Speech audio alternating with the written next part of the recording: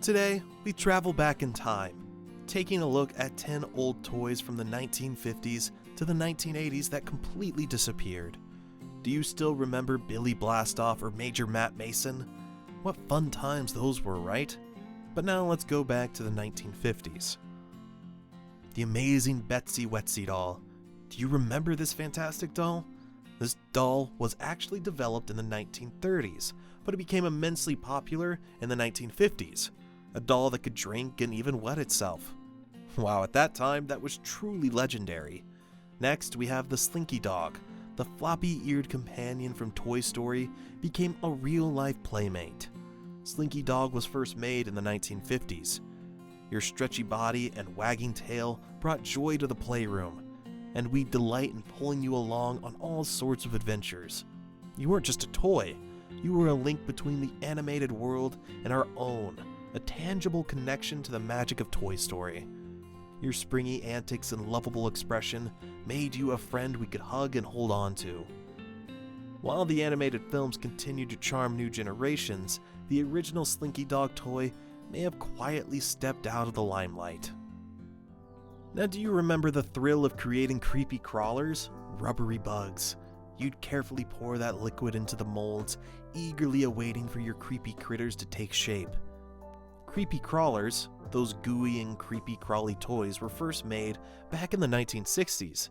The smell of the heated molds wafting through the room was a mix of excitement and anticipation. Those creepy crawlers were your creations, and the joy of scaring your siblings or showing off your collection to friends was priceless. It's a shame this gooey delight vanished from the shelves, leaving behind memories of bug-making adventures and the unique scent of childhood creativity. And speaking of childhood creativity, who could forget Lite-Brite? Lite-Brite was made in 1967 and was the content of artistic expression for us.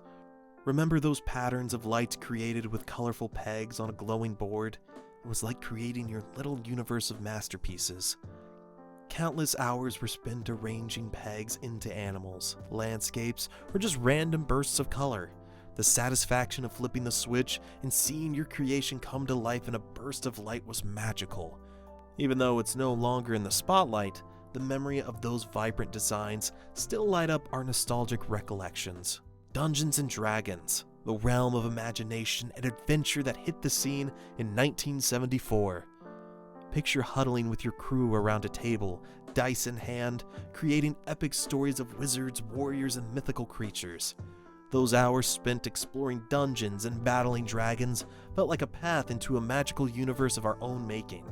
It was a passport to a realm where our imaginations ran wild. The smell of character sheets, the crinkle of worn-out rulebooks, and the sound of dice hitting the table, that was the symphony of a good D&D session. It was about storytelling and the joy of rolling a natural 20 when you needed it most. Dungeons and Dragons was a doorway to nostalgia, unlocking memories of epic quests and endless laughter with friends. Stretch Armstrong, the superhero of stretchy toys from 1976. Imagine you grab that solid dude, all muscle-bound in his stretchy skin, and you start pulling, stretching, and twisting him like there's no tomorrow. The thrill of seeing how far you could stretch him, testing the limits of that rubbery resilience, it was magic. It was like having your own mini superhero right there in your hands. And when you released the tension, he bounced back, ready for another round. Stretch Armstrong wasn't just a toy, he was a buddy, a resilient pal that took all the tugs and pulls we could dish out. Those were the days of simple joys, where Stretch Armstrong ruled the stretchy world. Alright, let's see these Star Wars action figures from 1977. Darth Vader, Luke Skywalker, and the gang. Tiny, but mighty. These little guys were the heroes of our backyard adventures. The Force was strong with them, seriously. You could recreate epic battles, making your own galaxy far, far away right in the living room. The feel of those plastic lightsabers, the excitement of swapping capes, and the joy of collecting every character. These action figures weren't just pieces of molded plastic. They were tickets to a time when Star Wars was more than a movie. It was a universe we carried in our pockets. But let's rewind a bit farther.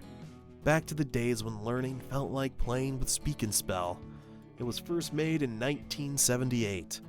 Hey there, Speak and Spell. You were the cool kid on the block, teaching us how to spell and pronounce words with that digital voice of yours. We'd spend afternoons challenging each other to spelling bees, laughing at your quirky pronunciation, and feeling a sense of accomplishment when you gave us that electronic thumbs up. You made learning fun, and we didn't even realize we were getting an education while playing. Your bulky design and monotone charm are etched in the memory of a simpler time, and the joy of education was wrapping up in a device that spoke our language, literally. Speak and Spell, you may have vanished from the shelves, but your robotic wisdom will forever echo in the corridors of our childhood memories. Let's venture back to the roots of gaming with iconic Atari 2600. The Atari 2600 is the gaming console that helped us into the pixelated wonderland of the late 70s and early 80s. Those chunky cartridges and joystick controllers were our passport to a world of digital adventures. Whether it was navigating a pixelated maze in Pac-Man, defending the galaxy in Space Invaders, or breaking blocks in Breakout, the Atari 2600 provided hours of simple, yet entertaining.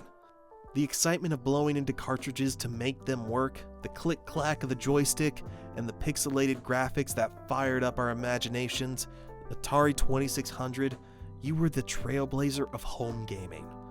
While your successors may have taken the center stage, the memories of those early gaming escapades remain a pixel-perfect slice of our childhood nostalgia.